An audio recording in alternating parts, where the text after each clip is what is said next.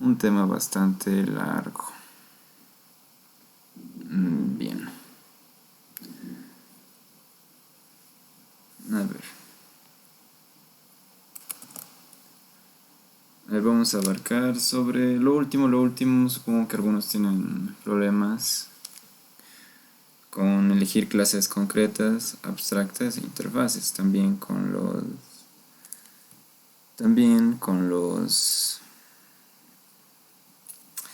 las relaciones que hay entre clases.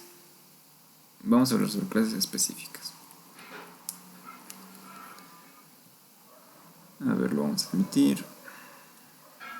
Clases específicas, clases genéricas y también hay las clases genéricas abstractas, ¿no?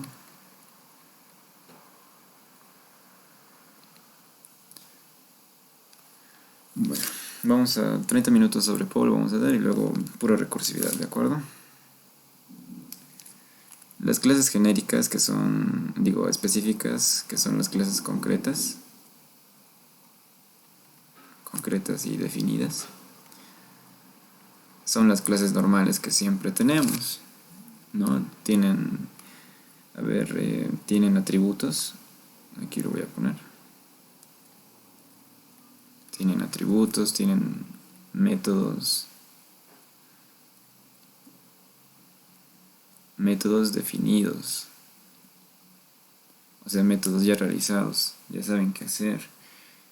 Tienen constructor.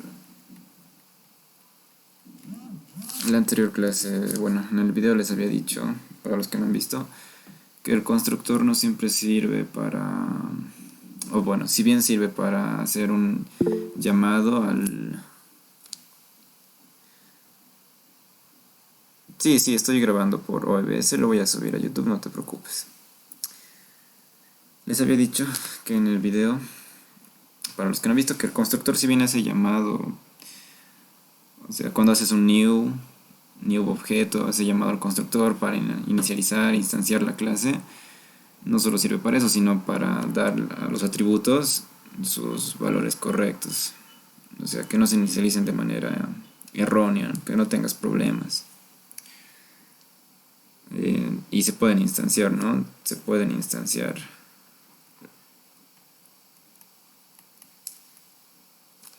Las genéricas abstractas, hay dos en Java.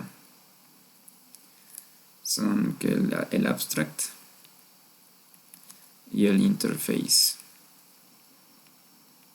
¿No? Son dos tipos de clases que tenemos para elegir en la mayoría de lenguajes de programación orientado a objetos.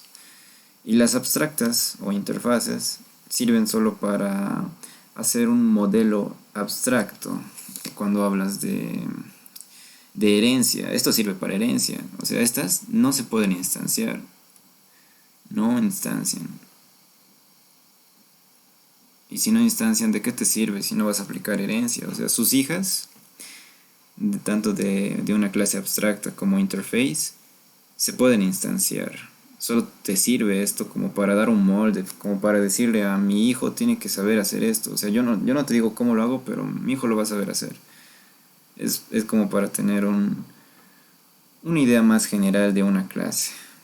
A veces no queremos que una clase se instancie, podemos usar un abstract o un interface. Lo voy a explicar con un ejemplo.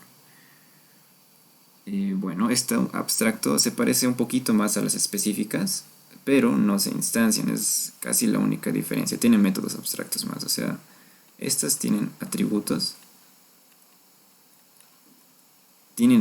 pueden tener métodos definidos y también pueden tener métodos no definidos, o sea, métodos abstractos, ¿no?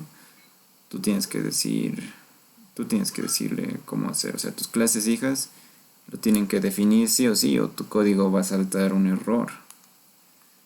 También pueden tener constructores. Y esta es la parte que más choca, porque un constructor sirve para instanciar un objeto, ¿no? Pero no se puede instanciar, dices. Aquí en este caso el constructor en un abstract sirve para dar a nuestros atributos que tenemos, si es que los tenemos, sirve para inicializarlos de manera correcta.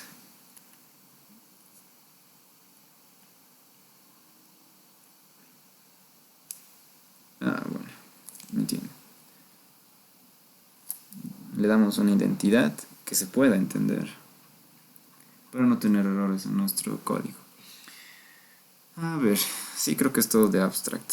De interface, y no podemos tener atributos privados porque no vamos a poder acceder a ellos, y ahorita les digo por qué. A ver. El interface tiene métodos no definidos. O sea, no tienen los métodos ya, o sea, el proceso del método, cómo se realiza, no, solo los declara. Solo declara el nombre, declara que devuelve o declara si es void, nada más. Y sus hijos, los que hereden de esta interface, tienen que implementar, tienen que definir el método a su manera. Tiene... A ver, solo puede... Ay, perdón. Solo puede tener atributos públicos y constantes. Como les dije que no se puede acceder a estos, o sea, esto tampoco puede tener, perdón, les digo de una vez, no constructor. Y si no tiene un constructor, si no tiene ningún método definido, esto no puede tener ningún método definido, ¿de acuerdo? Esto sí. Y al tener métodos definidos puedes poner getters y setters sobre tus atributos y cambiarle valores incluso. Aquí no puedes tener ningún método definido, o sea, solo tienes, solo tienes métodos que se declaran, que no hacen nada. Y como solo tienes esos tipos de métodos y todavía no tienes constructor, no puedes trabajar sobre tus atributos. Entonces no pueden ser privados, porque no vas a poder acceder a ellos, no te van a servir de nada. Tienen que ser públicos y constantes para que no se puedan cambiar. O sea, si se pueden cambiar, igual no lo vas a poder hacer porque no tienes manera de acceder a estos atributos. Pues tal vez intenta ponerlo, por ejemplo, que no sean constantes. En Java, para hacer aquí un paréntesis, en Java una constante se declara con final, ¿no? Final, int, se utiliza también variables que empiecen con letra mayúscula, es igual a 5, por ejemplo. Esto es una constante en Java. Y eso es todo. Depende de ti cuál vas a usar. O sea, esto no es obligatorio, no tiene una receta para usar. Sí tiene algunos consejos. En qué momento usar un abstract, en qué momento usar interface. Yo les digo que esto se define al momento de diseñar tus clases, al momento de hacer un diagrama de clases, o al momento de pensar cómo se va a resolver tu ejercicio. Tú decides qué clase va a ser abstracta o si va a ser interface, de acuerdo a lo que tú sabes. Una clase normal, una clase concreta, aquí lo voy a poner, una clase concreta solo puede heredar de otra clase, ¿no ven? Solo puede heredar de una clase. Entonces Java no permite herencia múltiple, y seguro les ha dicho ya la ingeniera hace muchas clases. De una clase concreta o de una clase abstracta. Pero puede implementar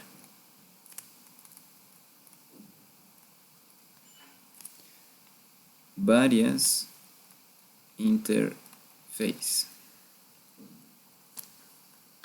Es la única manera de ver herencia múltiple en Java. Después no se puede más.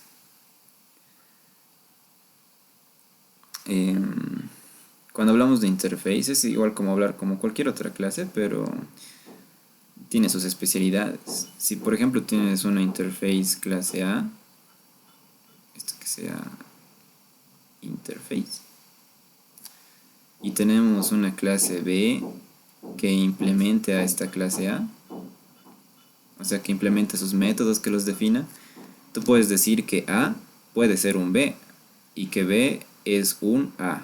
como si fuera una clase concreta o como si fuera una clase abstracta.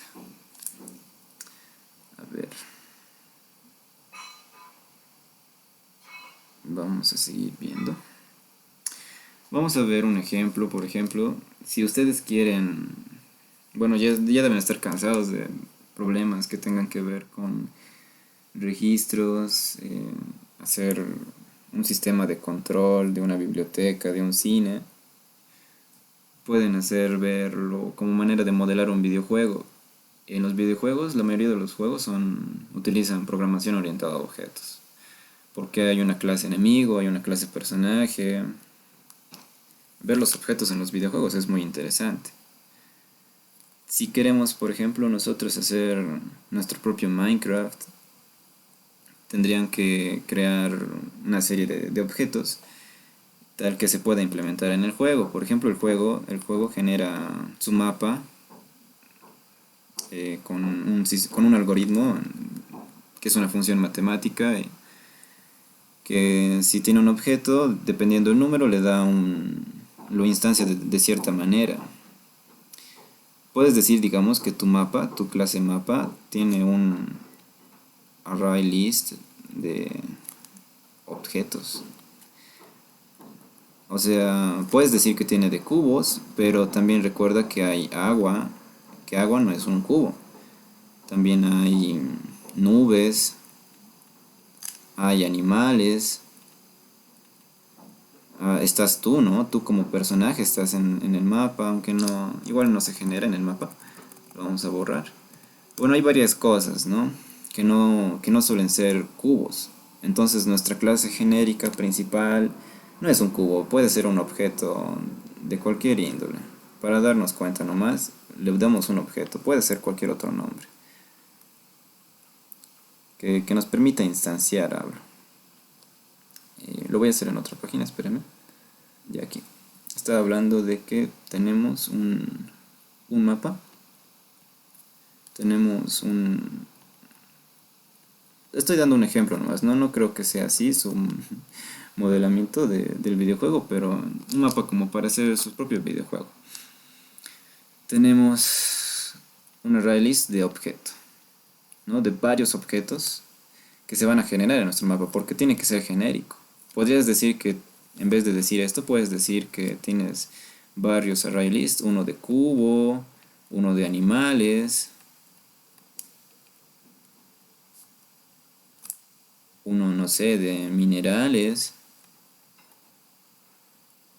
Y bueno, ya saben, ¿no? Esto ya te suena mal, porque ya estás haciendo varias cosas, tu código se está volviendo menos legible, menos fácil de manipular. ¿Por qué escribir tanto código? ¿Por qué no hacerlo algo genérico y hacer que todas estas clases que también son importantes hereden de una clase concreta o sea lo que sea? Puede ser también un abstracto este objeto.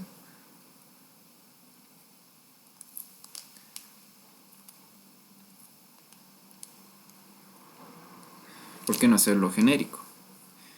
Que si tengo una clase super principal, super padre, me, me herede por ejemplo, que un cubo herede de objeto, ¿no? Un cubito herede de una clase objeto, una clase personaje también herede de una clase objeto. ¿Qué más podría hacer? Un lanzable. Bueno, esto lo vamos a ver después. Lo más importante es cubo, personaje, animal también podría ser. Todos que hereden de una clase genérica. Le estoy poniendo objeto porque no sé qué nombre ponerle. Eh, bueno, todos estos pueden ser clases concretas. Depende de ustedes. Ahorita todavía no se presenta un problema en el que digamos debería ser interface o debería ser abstracto porque no tenemos herencia múltiple.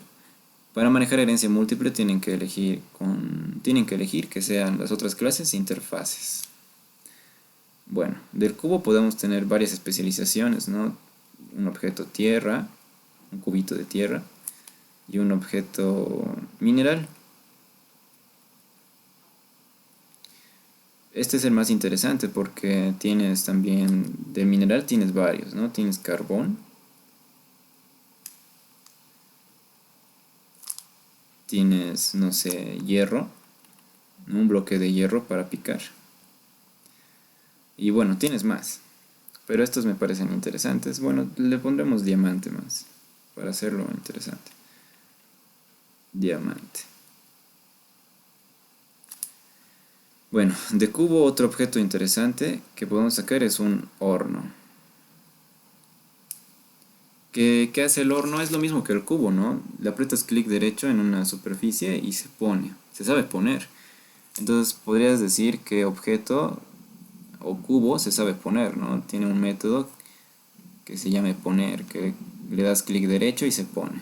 Ya olvidando, ¿no? Toda la parte gráfica del juego, nosotros estamos intentando hacer la lógica del juego. Todos los cubos se saben poner en tierra, digamos, ¿no? Que se hace así. Pero un horno también sabe hornear. Pero no, estos objetos, tierra, mineral, no saben hornear. Entonces, esto es un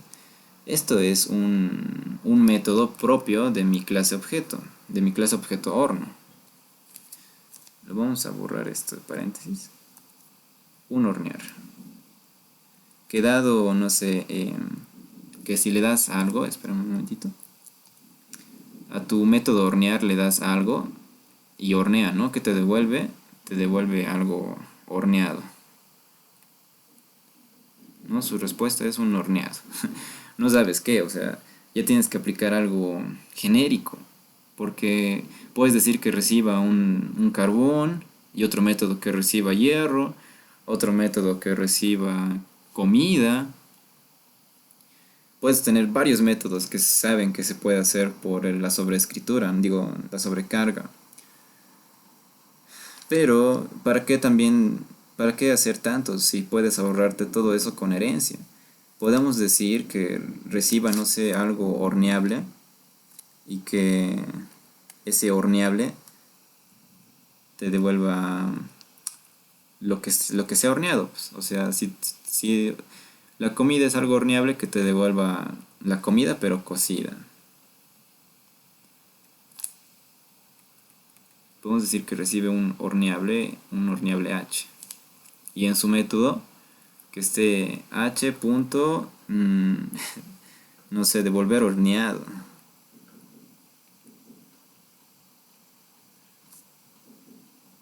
¿No? Y este devolver horneado, se imaginan que sea un método que te devuelve un, no sé, un objeto, pero horneado. Todavía no le vamos a poner nada. Entonces ya estás aquí aplicando una generalización. Y seguramente algunos de ustedes dicen, ah, generalización, no se ve, en Java no permite más de una herencia, de una clase concreta o abstracta. O sea que no hay herencia múltiple y este horneable tiene un método que sea devolver horneado. Seguramente horneable sea una interfaz. Y los que han pensado en eso están en lo correcto. Lo más probable es que esto sea una interface. Y podemos decir que carbón, ¿dónde está mi cosita? Ah, perdón, aquí está. Mi carbón herede de horneable. Implemente horneable, ¿no? Que esto es una interface.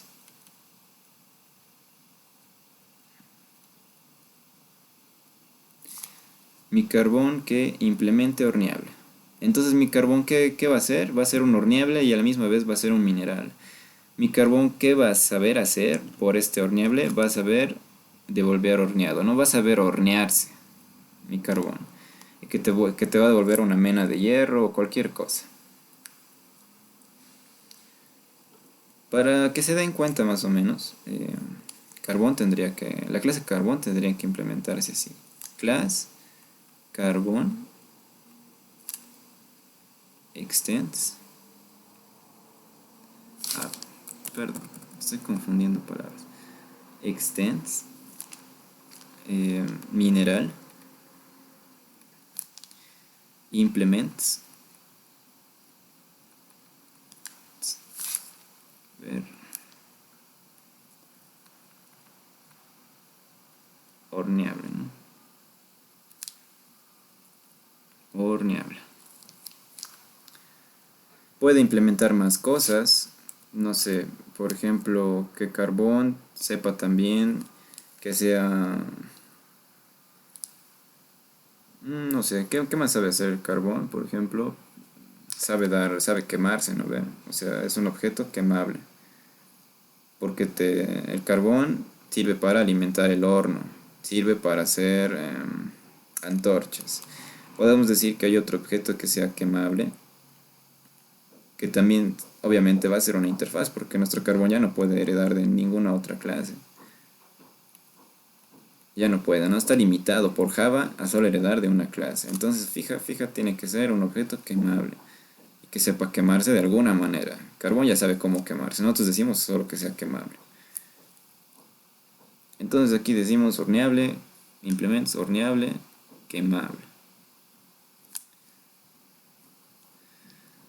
Quemable. Y así vas construyendo tu jueguito. Cualquier juego, solo le estoy dando un ejemplo. Cualquier juego vas como implementarlo. Es una forma de darles un ejemplo de cómo elegir qué clase debería ser abstracta, qué clase debería ser interface. Ustedes pueden modelarlo de otra manera y seguramente tal vez si lo hacen bien va a ser correcta. No va a ser tan diferente a lo que yo estoy haciendo, solo una vista diferente. Por ejemplo, mineral puede ser también un implement. Y así eh, pueden hacerlo. Es un bonito ejemplo para para ver la programación orientada a objetos, porque todo es herencia, todo es polimorfismo. Porque puedes decir que mineral, que carbón es un mineral. Puedes decir que carbón es un horneable. A pesar de que este sea interface, tú dices que carbón es un horneable, carbón es un quemable. Un horneable puede ser un carbón, un quemable puede ser un carbón y un mineral puede ser un carbón.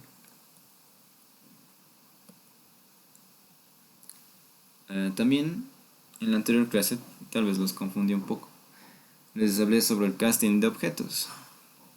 El casting de objetos es permitido con cualquier otra clase, pero es correcto usarlo solo con herencia, porque el casting de objetos te suele dar errores en tiempo de ejecución si estás queriendo transformar una clase que no es debido. Por ejemplo, si quiero transformar una clase, ¿a dónde estoy? Aquí está. Tengo una clase cubo C1 igual a new cubo, y tengo una clase personaje P1 igual a new personaje.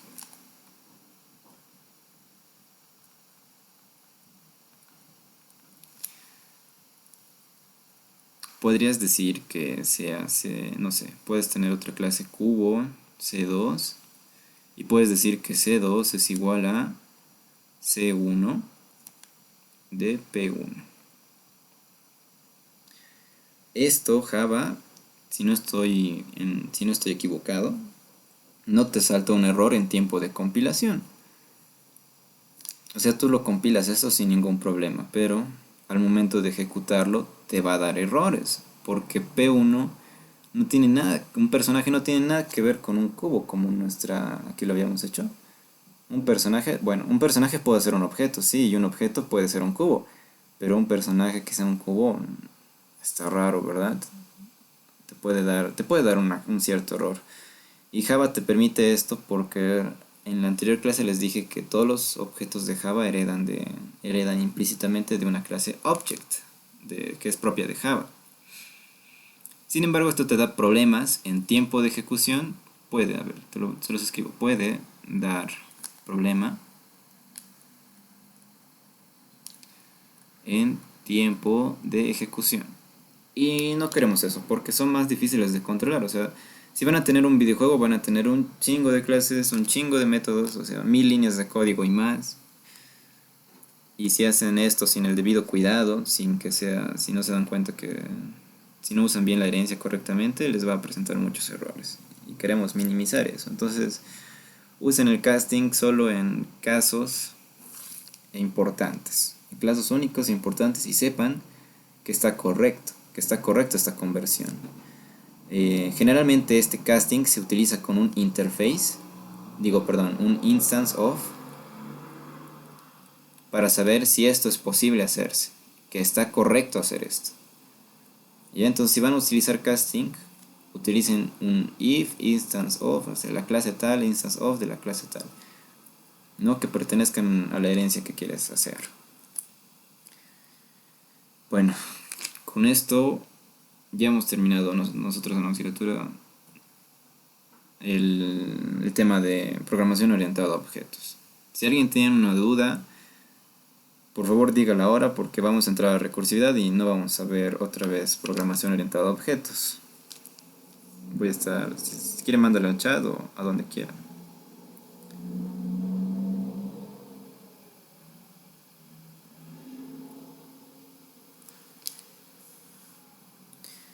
Bueno, vamos a avanzar recursividad, pero si quieren mandar algo, una duda, lo dicen nomás, les contesto sin ningún problema. Recursividad. El tema más largo y para algunos el más complicado de elementos a la programación. Y es que es un arte la recursividad. Hago una consulta. Claro, dime nomás. ¿Se sabe hasta qué tema vamos a avanzar para el examen? Sí, es... A ver, se los voy a anotar en el chat. Es programación orientada a objetos. O sea, todo lo que tenga que ver con programación, herencia, polimorfismo, relaciones entre clases, recursividad, y esto implica inducción, deducción, puede entrar, ¿qué más? Que son permutaciones y combinaciones. Puede entrar, o sea, son varios temas. Y por último, backtracking. Los de permutaciones, combinaciones y backtracking para algunos les va a ser difícil el tema porque es un poquito raro. Les voy a intentar explicar de manera que lo entiendan, porque cada uno, aunque no me crean, tiene una manera distinta de ver el backtracking, de ver la permutación y combinación. Yo les voy a intentar enseñar mi manera, aunque no es muy recomendable. ¿Y el porcentaje de auxiliatura cuánto es? 10%, de 10 puntos. Yo les voy a dar una práctica en la próxima semana, tal vez, o en más, unas 2 semanas, 3 semanas antes de su examen, con 10 o 5 ejercicios, no sé todavía, y de esos 10 saco 10 puntos y le mando a la ingeniera. 10 puntos es el porcentaje de auxiliatura. Ya, gracias. Claro. Recursividad. Seguramente los docentes, a lo que he visto, les ha enviado el libro de pensamiento recursivo, que está en inglés. La mayoría de los docentes lo ha leído. Es una manera bonita de obtener un pensamiento recursivo, pero si tienen flojera de leerlo, les recomiendo que practiquen, resuelvan ejercicios. Los docentes no les permiten utilizar ciclos for ni ciclos while porque esos se pueden hacer de manera recursiva. Y no les permiten hacerlo porque tienen que desarrollar un pensamiento recursivo. Tienen que ver todo con una manera recursiva de hacerlo. Y les va a estar jodiendo eso porque en permutaciones sería más fácil utilizar ciclos for, pero tienen que hacerlo todo de manera recursiva para obtener este pensamiento recursivo que es muy bello. La docente les ha hablado, a lo que he visto, no he visto la última clase desde el lunes, seguramente ya han hecho algunos ejercicios. Les dijo que recursividad es un procedimiento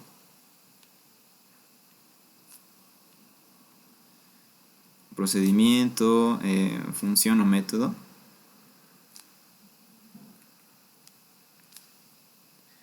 que resuelve un problema en términos de sí mismo. Y esto es lo importante, que se resuelva utilizándose a sí mismo. Y ahorita les voy a explicar más o menos qué tipo de cosas se tiene que hacer. En los libros, en la mayoría de libros que hablan sobre recursividad, hablan sobre o mencionan 3 etapas de la recursividad. O sea, tiene 3 etapas. Se los voy a mencionar. Si quieren, no hagan caso, pero de manera implícita van a utilizar estas 3 etapas. La etapa 1 es dividir. La etapa 2, lo voy a hacer más abajo, es conquistar. Y la etapa 3 es integrar. Van a ver lo mismo en la mayoría de los libros, pero con diferentes nombres. Dividir, ¿a qué se hace referencia? A simplificar un problema. O sea, es similar al problema mismo, al problema en sí.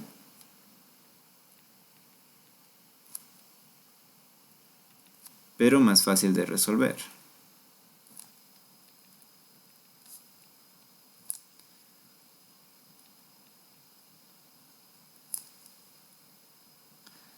Conquistar.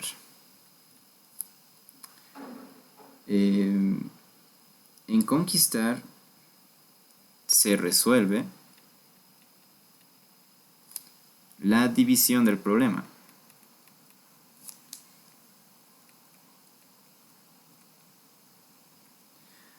O sea, aquí se identifica el caso base.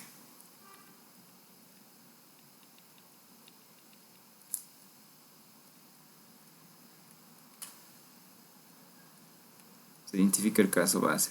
El caso base, ahorita les voy a hablar, es aquel que no hacemos llamadas recursivas, ¿no? En el caso base ya se resuelve nuestro problema. Y en integrar, bueno, tienes aquí en la fase de integrar, tienes que analizar el caso base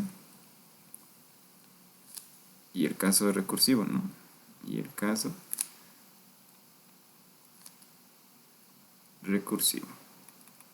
E implementar ambas. Caso base, caso recursivo. En dividir está el caso recursivo, por si acaso. Tienes que ver la forma de utilizarte a ti mismo, pero haciendo algo más fácil haciendo algo más fácil para llegar a tu caso base.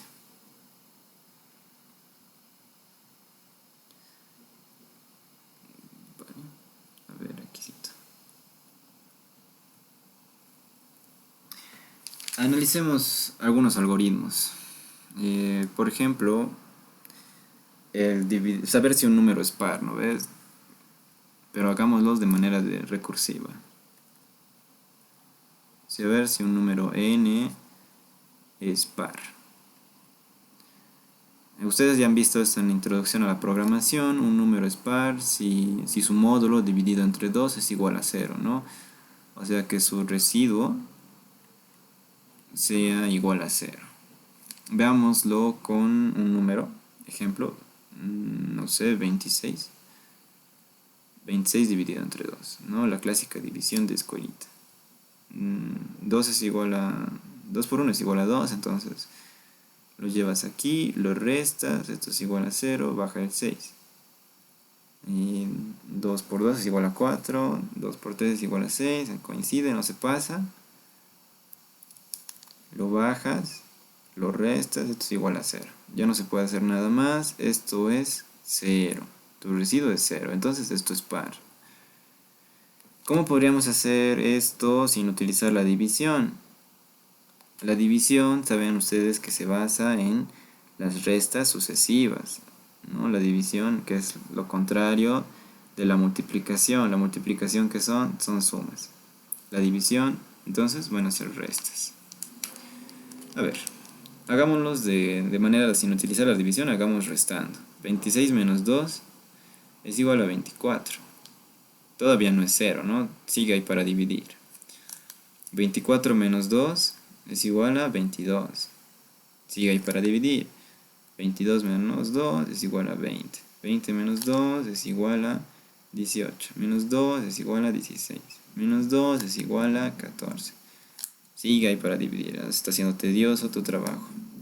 14 menos 2 es igual a 12. Menos 2 es igual a 10. Menos 2 es igual a 8. Menos 2 es igual a 6. Menos 2 es igual a 4. Menos 2 es igual a 2. Y, ¿dónde está mi lapicito? Así, menos 2 es igual a 0. Y aquí se debería detener porque menos 2 y así es igual a un negativo. Entonces se detiene cuando tu número, tu residuo, tu, tu resultado de la resta, mejor lo pondremos, de la resta es mayor o igual a 0. Ahí se termina. Hasta ahí hacemos las cosas. Bueno, ya hemos encontrado una manera de poder hacer esta cosa. ¿Cómo planteamos un procedimiento recursivo para resolver esto? Nuestro caso base, esto es n por si acaso, ¿no? Esto es n. Identifiquemos nuestro caso base. Ya lo hemos encontrado y es donde se termina el problema, ¿no? Ya lo habíamos visto, es aquí. Es donde se termina nuestro problema. Nuestro caso base es cuando n, o cuando la resta, nuestro procedimiento, lo vamos a llamar nuestra respuesta, o bueno, ya lo llamaremos resta, es igual a, bueno, es mayor o igual a 0. Perdón, es igual a 0. Este es nuestro caso base. Aquí ya termina. ¿Cuál es nuestro caso recursivo?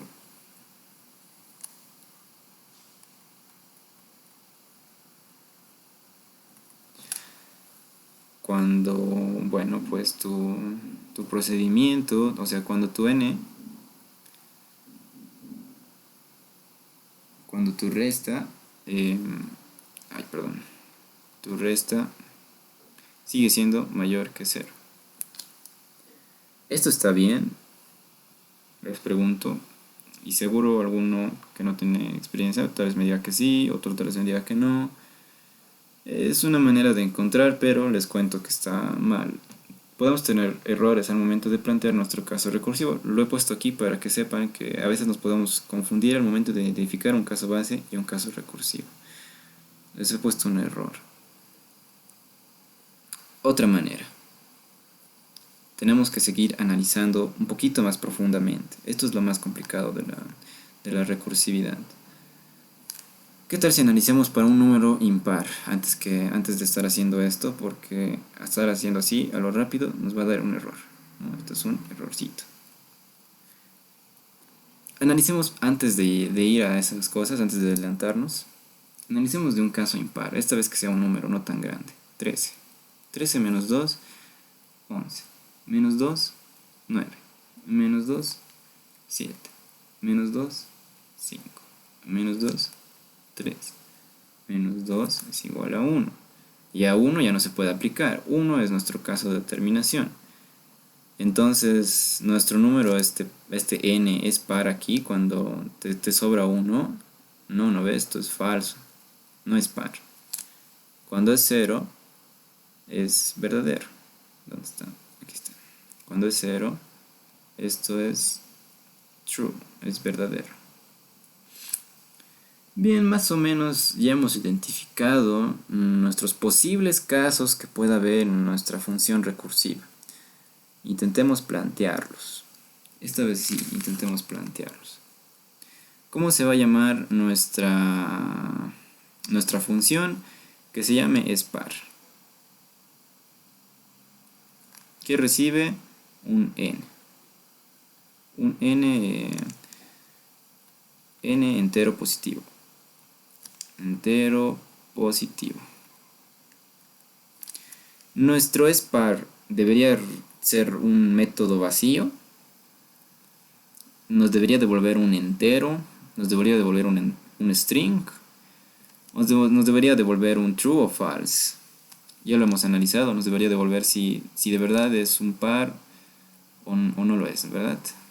Entonces debería ser un booleano. Un boolean. Nos devuelve un true o false. O sea, si es par o no es par. ¿Cuál es nuestro caso base? ¿Alguien quiere participar? Bien, lo ha logrado identificar.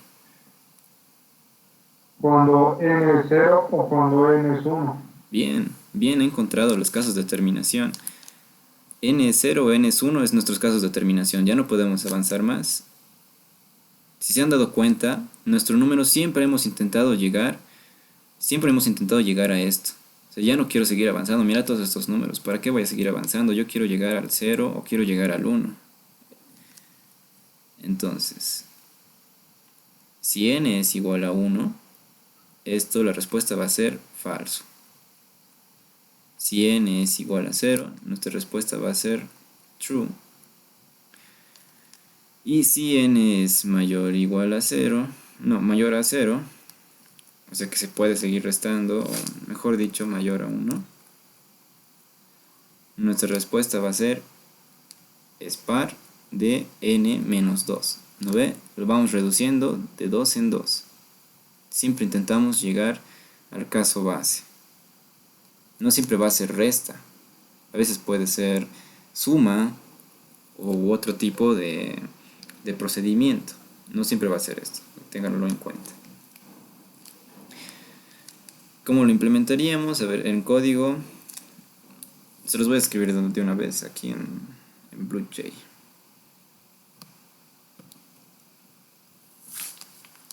Vamos a llamarlo... Lo voy a hacer por clases, aunque debería poner todos los ejercicios en una sola clase. Lo voy a llamar SPAR.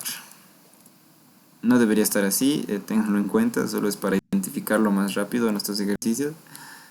Esto debería estar en otra clase cualquiera. SPAR es un nombre un poquito raro para una clase, ¿no?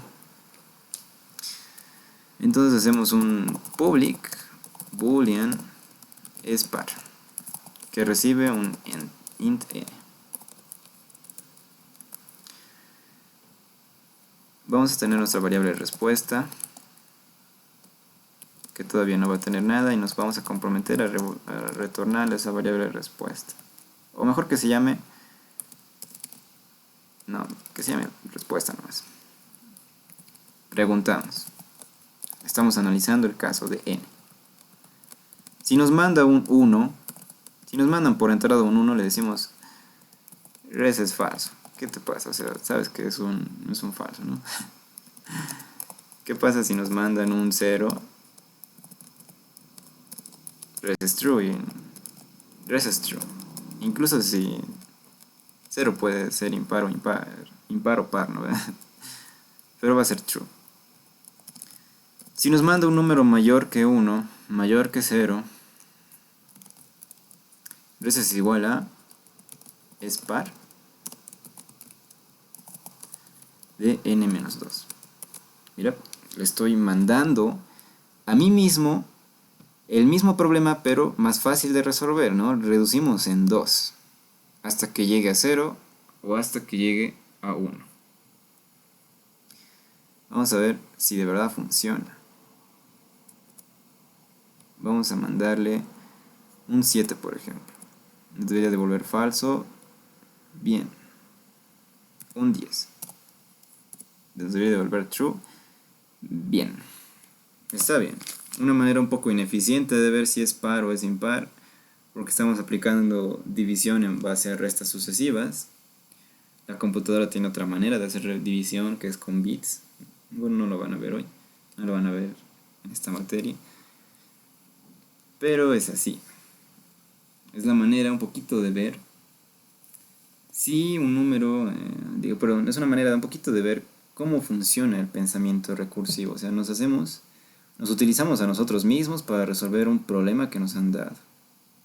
Solo que siempre intentamos apuntar a un caso menos complejo. Siempre intentamos llegar a nuestro caso base. No intentamos ir más adelante porque te vas a volver infinito y no vas a resolver el problema. Solo vas a hacer un gasto de memoria. ¿Cierto? Si no ponemos aquí el 1, si no ponemos la condición de si n es un 1, tu respuesta va a ser true, y si es un impar, se va a joder.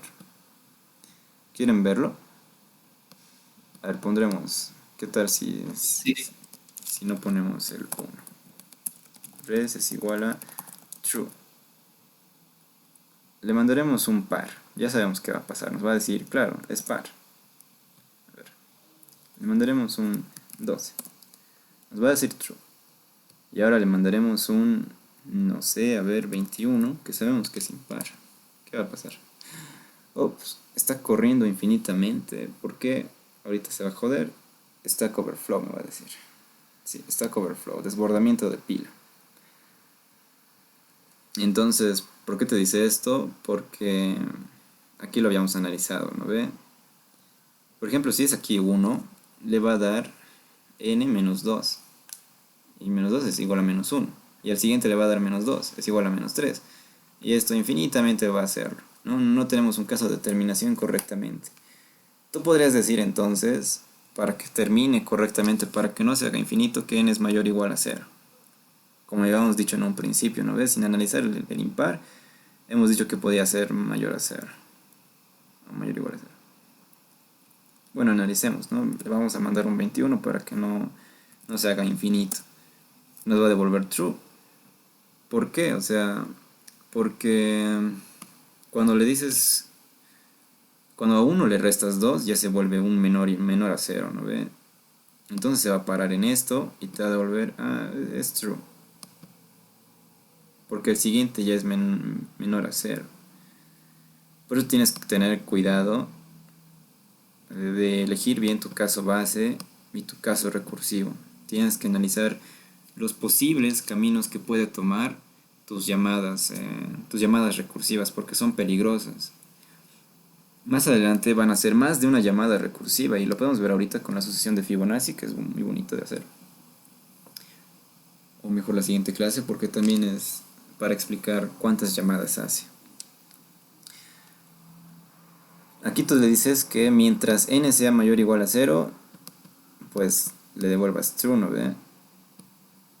Si es menor o igual a 0, le devuelves esto. O sea, ya de lejos ya está un poquito mal esto. Podrías decirle también que sea menor o igual a 0. O sea, cuando ya te devuelva un menos 1, esto ya te va a devolver un true. Sea par o no sea par, como sea, te va a devolver un true. Si le dices menor a 0, igual te va a devolver un true, le mandes par o impar. Si le mandas un 5, por ejemplo, no va a entrar aquí, ¿no? 5 es menor a 0, no. Voy a entrar al else. Me llamo a mí mismo, pero reducido en 2. 3. 3 es menor a 0, no. Me llamo a mí mismo reducido en 2. 1. 1 es menor a 0, aún no. Me reduzco en 2. 1 menos 2 es menos 1. Menos 1 es menor a 0 y te devuelvo un true. Entonces está mal, te has enciclado. No, ni siquiera te has enciclado, estás devolviendo una respuesta que no es correcta. Este tipo de llamadas hace. Vamos a ver otro ejercicio también, a ver si uno facilito. Todavía no vamos a empezar con los potentes, solo es para tener un pensamiento de cómo funciona la recursividad. A ver, vamos a...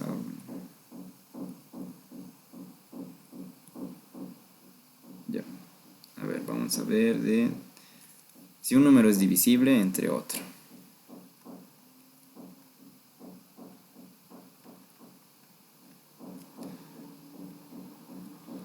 Un clásico, ¿no? Esto lo van a encontrar en la mayoría de los libros. Cuando un número es divisible, también lo han aprendido en la introducción a la programación, les hago recuerdo, si n módulo m es igual a 0. Ahí decimos que es divisible. ¿Cuándo no es indivisible? Cuando es distinto de 0. Tenemos estos dos casitos. Analicémoslos como hemos aprendido en la escuela. Por ejemplo, 30, que n sea 30 y que m sea 6. Nosotros ya nos damos cuenta que es divisible, pero analicemos qué está sucediendo. Cabe con 5, si cabe con 5, 6 por 5 es 30, menos 30, te devuelve un módulo de 0, un residuo de 0. A ver, intentemos con 3 dividido entre 6. 3 es menor a 6, n y m. Aquí en este caso, n es menor a m. Y bueno, el procedimiento para realizar esto es aumentar un 0, coma, y aquí le aumentamos otro 0, que se diferencia. Y ahora recién, ¿no? Ahora recién se puede resolver. Esto es 0, pero esto no nos interesa, porque ya hay una coma. No es divisible. 3 dividido entre 6 no es divisible. Hemos encontrado un posible caso, o sea, un posible condicional de que si m es menor a m, esto no es divisible. Ya de lejos no es divisible. Ahora, si el residuo es 0, es divisible. Ahora intentemos saber con otro tipo de caso que no podríamos tener. No lo sé. 5 dividido entre 2. 2 por 2, 4. Menos 4, 1. Ajá. 1 por 2 no cabe. Tendrías que poner un coma y aquí aumentar un 0. Aquí así y luego recién se resuelve, ¿no ve? Pero en este caso también hemos encontrado que el residuo, cuando el residuo es distinto de 0, no es divisible. Pero ya hemos visto que no podemos aplicar la división como tal en una función recursiva. Tenemos que utilizar una división de restas sucesivas. La división por restas sucesivas. Entonces, hagámoslo. Bueno, esto no lo voy a hacer como allá, restando. O también podrías decir, ¿no? 5 menos 2 es igual a 3. O sea, esto es n y esto es m. Ahora 3 es tu nuevo n. 3 menos 2, esto sigue siendo m, es igual a 1. Ahora este es tu nuevo n. 1 menos 2, esto es m, ¿ve? Es igual a menos 1. Se pasó. Esto está raro. Ya está error. Dense cuenta que cuando estamos con restas sucesivas, el n se está actualizando y el m se queda así, porque le estamos restando en base a m, ¿no? En el otro ejercicio, ¿cuántas veces realizamos este procedimiento? Perdón, ¿dónde está mi cosita? ¿Cuántas veces realizamos todo este procedimiento? ¿Cuántas veces restamos? Si cuentan, restamos 13 veces. Y es la respuesta de nuestra división, ¿no? Aquí está 26 dividido entre 2 es 13. ¿Cuántas veces tenemos que restar? 13 veces. Entonces, intentemos hacer una función recursiva de esto. Planteemos. No es divisible, solo nos puede devolver si es divisible o si no es divisible. ¿Qué tipo de función va a ser? Una función que te devuelva un booleano, ¿verdad? Entonces decimos boolean es divisible. ¿Qué vamos a recibir? Un n y un m. Pongamos las condiciones de n y m, ¿no? N entero positivo, porque si nos da un negativo ya tenemos un error, ¿no? Ya nos va a ser posiblemente infinito, sea, o algo raro. M también un entero positivo. ¿Qué pasaría si m fuera un negativo? Este menos se volvería más, ¿no ve? Todo se volvería más y apuntaría a otro lado. Ya también sería infinito. Lo voy a quitar. A ver. ¿Cuáles son los casos base? Pues cuando n es igual a 0, ¿no ve? Si n es igual a 0, recordemos que el n se está actualizando, ¿no? N está tendiendo a reducirse. N es el que va a decir, n es el que va a llegar a nuestros casos base. Entonces nuestros casos base van a ser de acuerdo a la variable n. Si n es igual a 0, la respuesta es true, que es divisible. Si n es menor a m, ya la respuesta es falso, directamente. ¿Por qué aquí no analizamos que n sea igual a 1?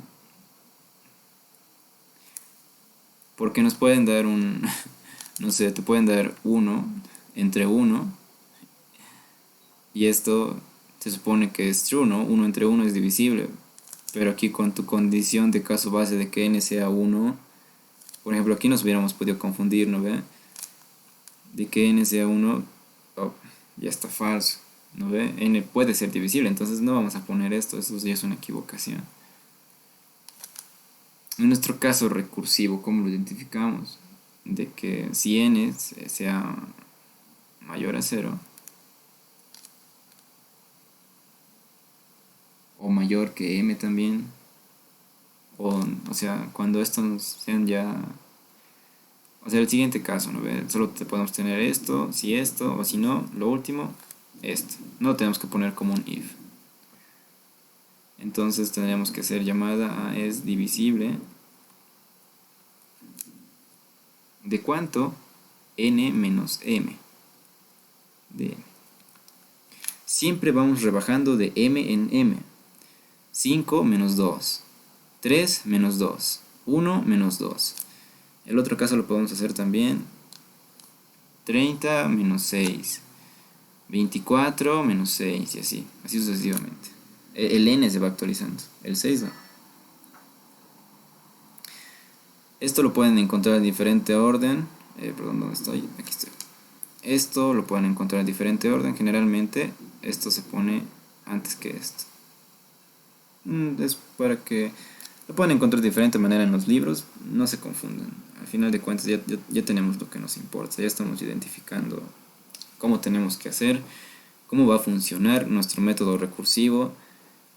Y para el principio, cuando estás comentando hacer funciones recursivas, tienes que pensar cómo es que se va a ejecutar, cómo es que va a resolver la computadora este problema. Es como si tú tuvieras que hacer una ejecución en papel.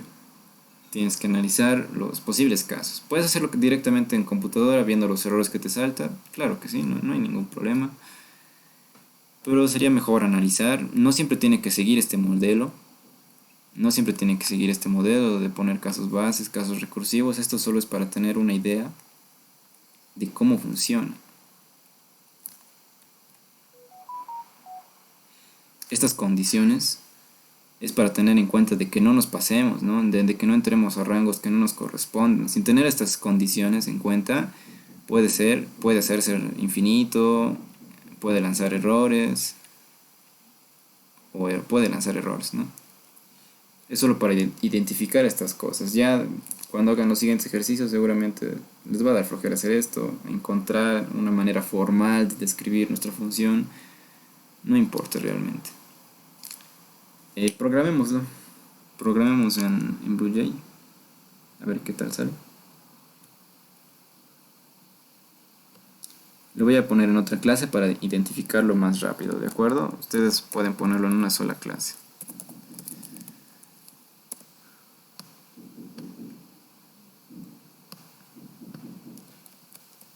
Lo vamos a hacer de otra manera, en vez de almacenar una respuesta. Ahorita van a ver.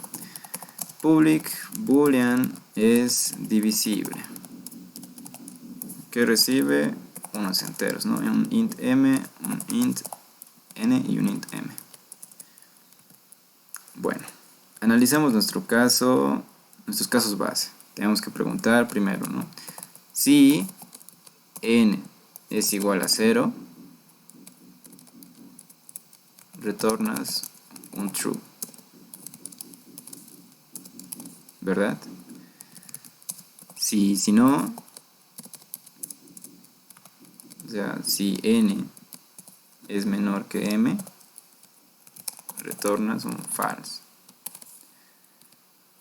Y ahora, si no, o sea, si no ocurre todo, probemos todo lo demás. Que retorne un es divisible, que retorne mi misma función, pero con un n más chiquito, algo más fácil de resolver. Va a funcionar. Esto pueden utilizar de esta manera, aunque algunos no lo recomiendan, con puros returns. No sé si la ingeniera resuelve de esta manera, alguien me puede decir, o resuelve de esta manera usando una variable auxiliar. Por favor, no asistí a su clase para ver. Sí, una variable auxiliar. Ah, ya. Entonces así se ve más bonito incluso. Lo vamos a hacer de esta manera. O de esta manera para que prueben ya, porque en un futuro se van a topar con algo así. Bueno, tal vez, ¿no? En árboles tal vez se topen con algo así. probémoslo. Es divisible, era, ¿no? Sí. A ver. Probemos con 0 dividido entre 5. 0 dividido entre 5 es igual a 0, ¿no ve? O sea, es divisible. Se puede, debería darme un true. True, de hecho está en mi caso base, ¿no ves? Si n es 0, cualquier número dividido entre 0 te devuelve un true. Pero estaría mal decir también que m es 0, ¿no ves? Tendríamos que analizar para que no se haga infinito, para que no ocurra un error. M es distinto de 0, porque, bueno, no puedes tener divisores ceros, ¿no ve? Incluso aquí no vas a hacer una resta. 5 menos 0 es 5, 5 menos 0 se te va a ir al infinito. ¿Puedes controlarlo? Sí, no, depende de ti. Es para tener más control, para que no ocurran cosas raras. Y ahora sí lo probamos. ¿Es divisible? A ver, un 30 entre... Bueno, no, hagamos correr la máquina. 1248, bueno, 47 dividido entre 9. Vamos a ver si nos funciona. Un retorno falso, no es divisible, seguramente no lo es, no lo quiero probar ahorita. Vemos cómo funciona nuestro programita. Vamos a poner aquí un stop para ver. Mejor antes de poner vamos a utilizar variables auxiliares. Boolean y respuesta. Aquí res es igual a true. Res es igual a falso. Y la variable respuesta es yo mismo, pero con un problema menor, ¿no? Apuntando a mi caso base. Devolvemos res.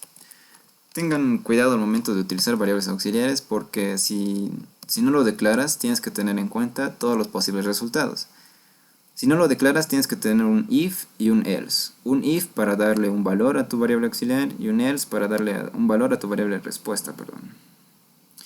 Si vas a tener solo un if, si vas a tener un if sin else, tendrías que darle ya un valor que res sea falso, por ejemplo, el peor de los casos posibles, y que si cumple una condición que sea true recién.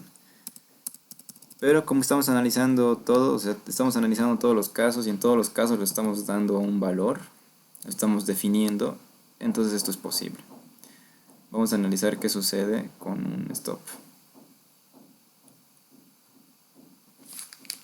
Con un número pequeño nomás, no vamos a complicarnos la vida. 50 dividido, bueno, 50 sigue siendo 50 dividido entre 12.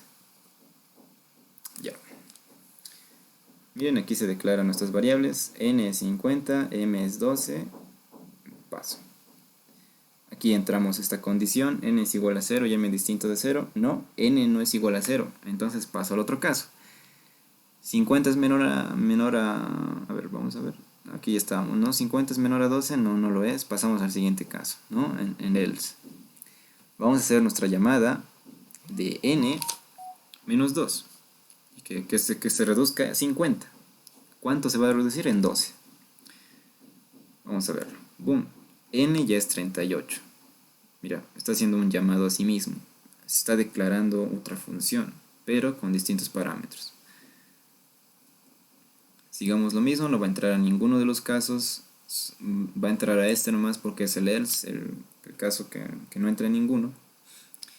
Y se llama a sí mismo devolviendo 38 menos 12. Pum, mira, ya hay 3. Hace 3 llamados hasta ahorita. Sigamos, sigamos, sigamos. Aquí está. 2 es menor que 12. Va a entrar aquí. Tu respuesta va a ser falso directamente. 2 es menor que 12. Respuesta es igual a falso. Res es igual a falso. Y ahora está entrando a esta llamada. ¿Han visto lo que ha pasado? Le ha dado una respuesta y se está devolviendo a sí mismo. Mira, se ha llamado 5 veces y la última va a devolver como si fuera un estrago, como si fuera un rastro, como si estuviera volviendo hacia atrás. Mira.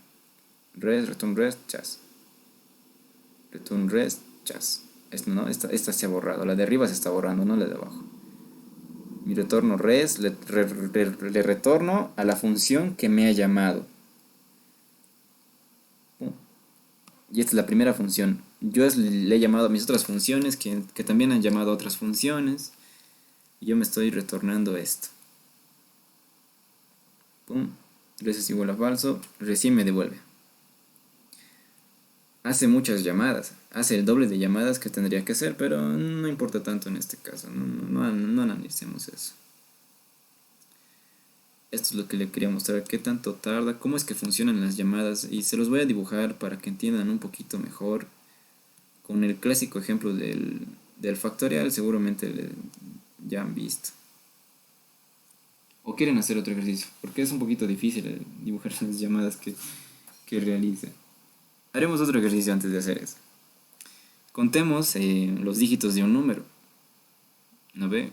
A ver, esto también lo han hecho en introducción a la programación, tal vez no, es un poquito fácil. ¿Cuántos dígitos tiene? No sé, a ver, 152. A simple vista nosotros sabemos que tiene 3 dígitos, ¿no ve? ¿Cómo podemos saber cuántos dígitos tiene? Es analizando, dividiendo entre 10 y contando, ¿no ve?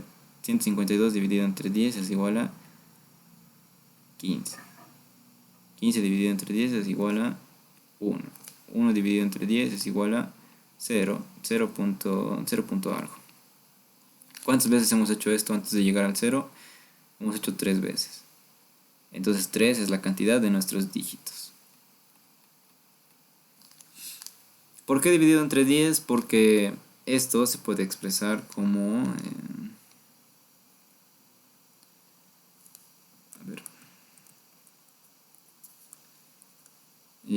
por ejemplo, cuando ustedes han llevado en su primer semestre física para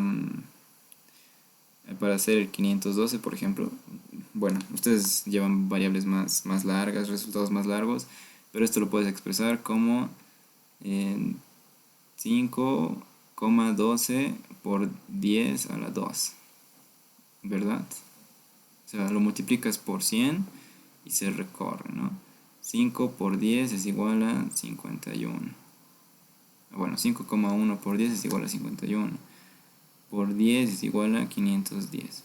De esta manera. Por eso utilizamos 10, más o menos para que se den cuenta, para dividir un número. Si utilizáramos otro, quedaría mal, pero eso ya les han dicho en introducción.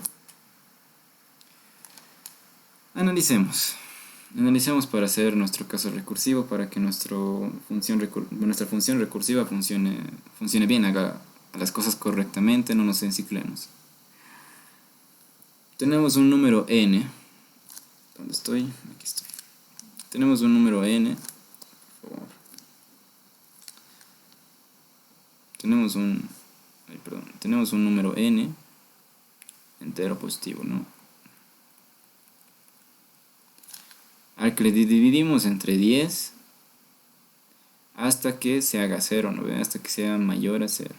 Vamos a dividir entre 10 tantas veces como sea posible para que no se haga infinito, ¿no? Si se hace negativo ya la estamos cagando. De hecho sería mayor o igual a 0. Y cada vez que sucede esto, cada vez que dividimos n entre 0, contamos, ¿no? Un contador más. Seguramente para que se den idea esto han hecho una introducción a la programación. A ver, vamos a hacer con un número para que lo entiendan mejor. Vamos a utilizar no sé, 1024, ¿ya? Tenemos una variable contador. Contador al momento es igual a 0. Ahorita es igual a 0. 1024 dividido entre 10 es igual a 102. El residuo no nos importa. Solo nos importa esto. Contador en este caso vale 1, porque ya hemos dividido entre 10. 102 dividido entre 10 es igual a 10, con un residuo, ¿no? En este caso ya vale 2. Sigamos haciendo. 10 dividido entre 10 es igual a 1. El residuo es 0. Esto vale 3. 1 no es 0. Se puede seguir dividiendo. Acuérdense de esto. Podríamos parar aquí en otro tipo de casos, pero no en este.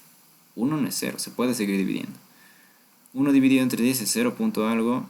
Y ahí ya sabemos que tenemos que terminar. No tenemos que hacer nada más. Nuestro contador pasa a ser 4. 1, 2, 3, 4 veces que hemos dividido. ¿Cuántos dígitos tenemos? 4. Escribámoslo elegantemente como los matemáticos. También va a ser un booleano, ¿no? O podemos devolverle directamente la respuesta. No va a ser un booleano, me estoy confundiendo. Un int que nos va a devolver la cantidad de dígitos que tiene. Un número. Un número int, no sé, cantidad de divisores, cantidad de dígitos, mejor, quedaría mejor. Cantidad de dígitos. Que recibe un n. No vamos a recibir un double porque esta cosa se va a hacer rara, ¿verdad? No vamos a recibir un double. Entonces n es un entero. Tengamos en cuenta eso. N es un entero positivo. Ya. ¿Cómo lo podríamos escribir para que sea una función? Si n es mayor a 0, nuestros dígitos, o sea, nuestra cantidad, lo voy a escribir como cantidad, perdón. Este es nuestro caso recursivo, van a disculpar. Hagamos el caso recursivo primeramente. Nuestra cantidad va a ser igual a la cantidad de dígitos de n dividido entre 10. ¿Qué pasa si n es 0? Cantidad de dígitos es igual a 1. No, por ejemplo 0, si te mando si n es 0, 0 tiene un dígito. A ver, 0 dividido entre 10 es igual a 0. Ya hemos llegado a nuestro caso base. Aquí llegamos hasta que esto se hace 0, ¿no ve? Como manejamos enteros, el double lo va a omitir. Directamente esto va a ser un 0. Y hasta que n se haga 0, llegamos a nuestro caso base y la cantidad de dígitos es 1. Hay un error aquí y es que no estoy actualizando la cantidad. Esto me va a devolver sea como sea 1 porque no estoy haciendo nada que me actualice esa cantidad de dígitos. ¿Cómo tendría que hacer esto para que no nos salga un error? Cantidad de... Sí, sumarlo, exacto. Tendrías que poner un 1 más la cantidad de dígitos de n dividido entre 10, cuando n sea mayor a 0. ¿Por qué un 1? Porque aquí lo estamos llevando, le estamos mandando un n actualizado, le estamos diciendo n dividido entre 10. Le estamos quitando un dígito, y como le estamos quitando un dígito, estamos aumentando un 1. Analicemos aquí qué va a suceder a nuestra computadora, ya para tener en cuenta, para no analizar con el factorial, que seguramente ya lo han visto. Analicemos más o menos cómo se va a ejecutar nuestro código para un n igual a 1024, lo que ya habíamos hecho, o un 1023 para que sea un impar. A ver, tenemos nuestra cantidad de dígitos, o sea, esto no es igual a 0, es 0, esto es 0, no, ¿verdad? No es 0. La base no podría ser el número menor a 10 para que retornemos 1. Sí. Sí, debería ser eso, porque nos puede también dar errores. Puede ser una mejor forma de hacer. Le voy a poner directamente. Ay.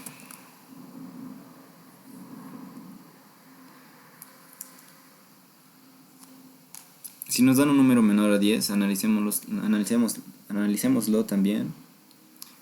Por ejemplo, nos dan un 8. Esto también tiene un dígito. Si nos dan un 11, ya tiene 2 dígitos esto. Tendrías que hacer el caso recursivo. Entonces lo que su compañero ha dicho ya está bien. Nos ahorramos una llamada más recursiva. Puedes hacer esto.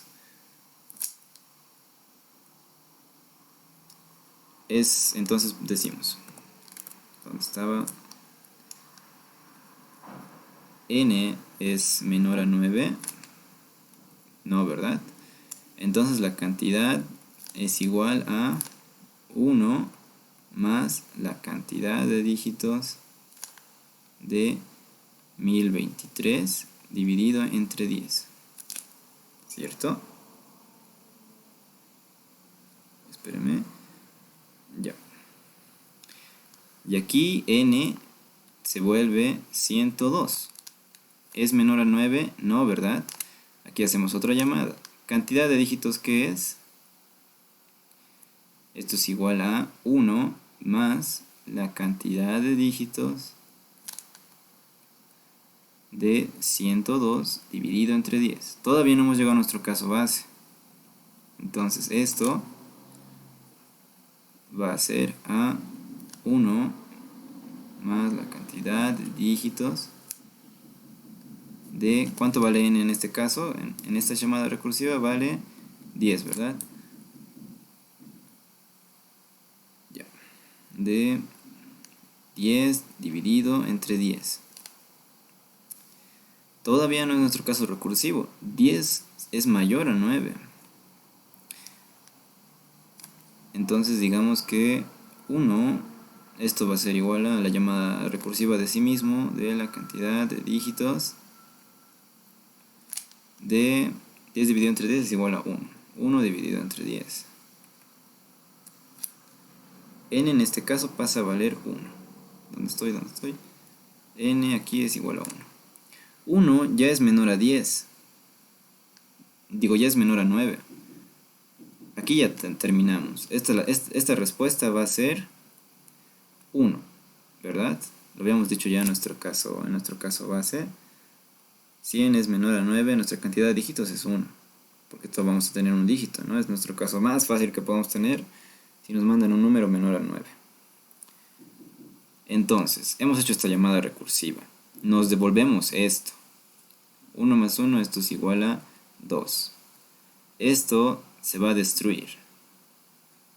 Como hemos visto en el ejemplo en BlueJ, se destruye y le manda a esto, a esta cantidad de dígitos, le manda la respuesta 2. 1 más 2, esto es igual a 3. En este momento le manda a nuestra función que nos ha llamado y me destruyo. Eso llamo. Esto recordemos que es 3. 1 más 3, esto es igual a 4.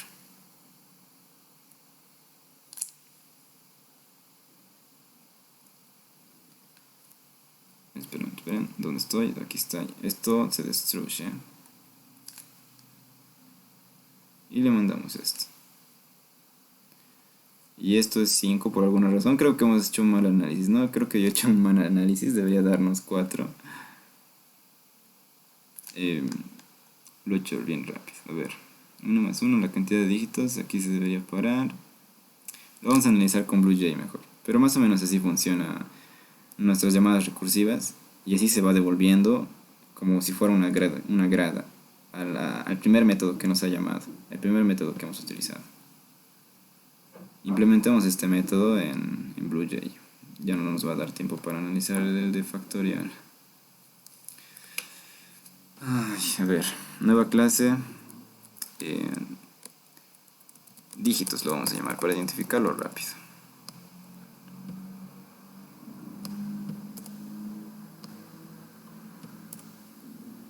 ¿Qué vamos a tener aquí? Vamos a tener un método public int cantidad de dígitos que reciba un entero n.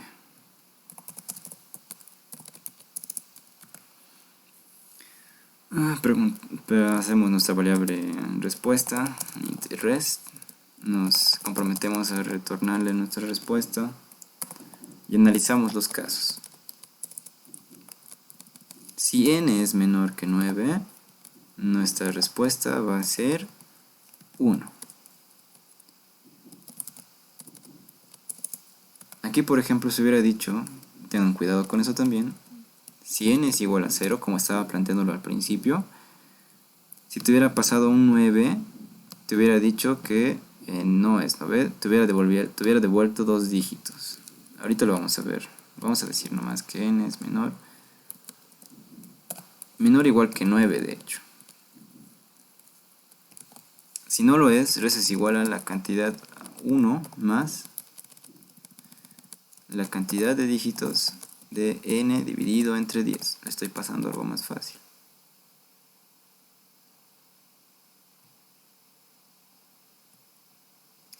Le voy a poner un stop aquí para que nos muestre qué está haciendo nuestro casito.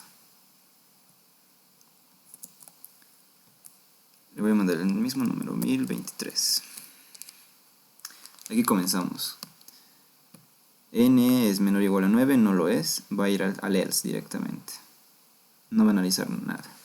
Res es igual a 1 más cantidad de dígitos n dividido entre tal, ¿no? Estoy haciendo una llamada. Todavía no estoy dando una respuesta. Aquí n vale 102, hago lo mismo, no es menor a 9, 10 no es menor a 9. Ahí está, n es igual a 1. 1 es menor a 9. Nuestra respuesta va a ser 1. Y este 1 le vamos a devolver a este que nos ha llamado. Entonces va a ser 1 más 1.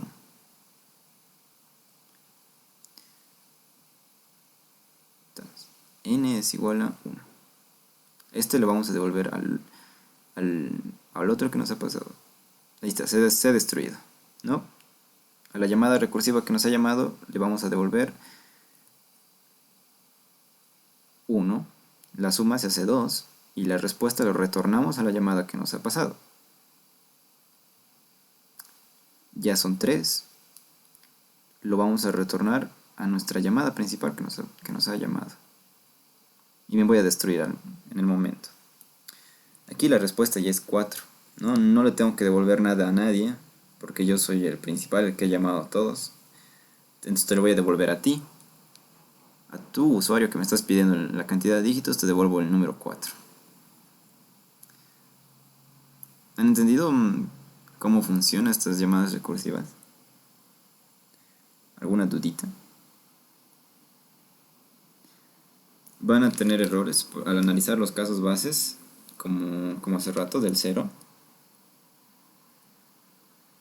Analicemos qué iba a pasar. Si hubiera sido 0, analicemos qué iba a pasar. A ver, si hubiera puesto 0.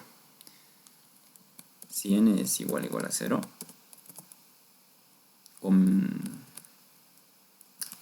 sí, analicemos si n es igual a 0 o menor o igual a 0. Así era. Analicemos qué iba a pasar. Le paso 1023 y nos va a decir que hay 5 números. ¿Por qué? Porque si le mandamos, por ejemplo, un número menor que 10, un número 9, por ejemplo, nos va a decir que hay 2 números. Y esto teníamos que tomarlo en cuenta al momento de analizar el algoritmo. A ver, veremos aquí por qué nos sale 2 números. 9 es menor o igual que 0. No. Entonces la cantidad es igual a 1 más 9. Bueno, el proceso recursivo lo voy a llamar P. 9 dividido entre 10. Esto es 0. Este resultado va a ser 0. Entonces esto va a ser 1. A ver, esto 9 dividido entre 10 es 0 punto algo, pero como estamos manejando enteros, va a ser 0. Y te devuelve un 1. Entonces tu resultado va a ser 1 más 1 igual a 2. Pueden tener este tipo de errores, tienen que tomarlos muy en cuenta. Y antes de irnos, 3 minutos, un plus les voy a dar. Cómo recorrer un array list recursivamente. Para esto no vamos a hacer lo de la función matemática porque nos vamos a complicar. No tiene un caso base como tal de determinación. Recorrido lo vamos a decir. O bueno, ya nos está acabando el tiempo. ¿Lo prefieren ver la próxima clase analizándolo? Depende de ustedes, díganme, ¿no? Sí, con más calma la próxima. Vale. El examen es 19 de abril. Ok, gracias por decir esto. Tenemos casi 3 semanas, ¿no? 3 clases de auxiliatura. Tenemos que avanzar rápidamente. Analicen esto, cómo funciona esos casos recursivos, porque la próxima semana, ya que hoy nos falta muy poco tiempo, vamos a andar a lo rápido. Vamos a resolver ejercicios de la práctica, de esta práctica, que quería hacerlo ahorita, pero no me está alcanzando el tiempo. Vamos a resolver ejercicios de esta práctica y no les voy a poder explicar cómo es que está haciendo las llamadas recursivas. Directamente vamos a resolverlo. No vamos a hacer las funciones que hemos hecho ahorita, estas funciones. No vamos a analizar, tal vez de alguna, no de todas. Así que, por favor, practiquen para entender. Sí, Raymil, no te escucho bien, por favor.